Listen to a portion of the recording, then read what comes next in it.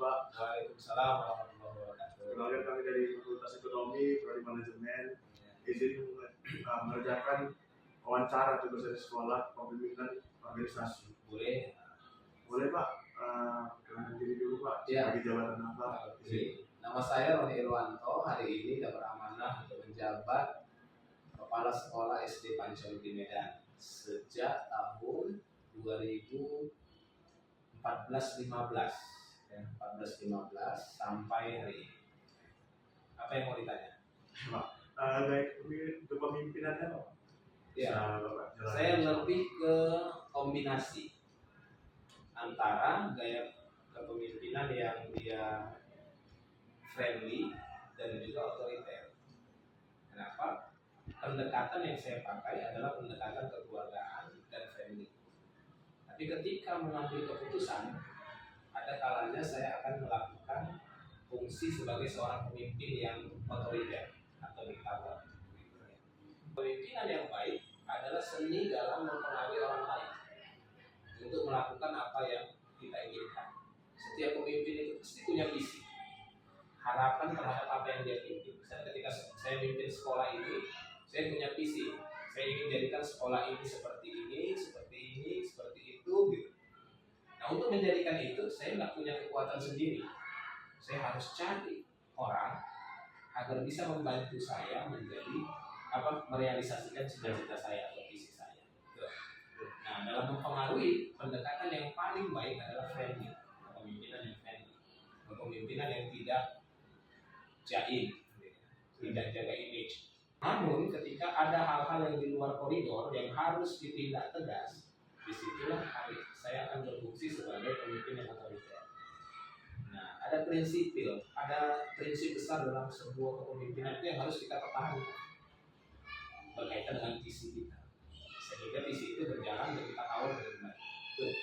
Jadi kalau bahasa sederhananya, kepemimpinan gaya yang saya pakai adalah kombinasi antara kepemimpinan yang bersahabat dengan kepemimpinan yang otoriter lah, bisa dikatakan. Jadi bagaimana cara Bapak untuk membangun hubungan yang baik dengan para guru dan para siswa? Ya, yang pertama dimulai dari kita sendiri. Apa pemahaman kita tentang seorang pemimpin? Karena saya memahami bahwa pemimpin itu bukanlah jabatan yang istimewa yang harus dielulukan, yang memiliki batasan-batasan untuk berkomunikasi kepada siapa.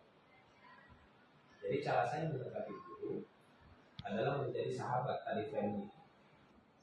Izin Pak, bagaimana cara Bapak mengambil keputusan penting di sekolah?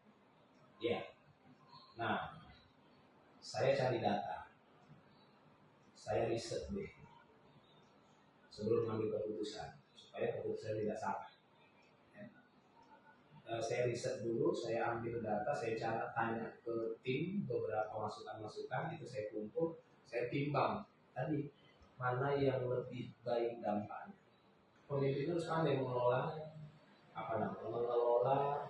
permasalahan, ya, manajemen konfliknya juga harus pandai dalam menentukan dan memutuskan sesuatu keputusan yang penting.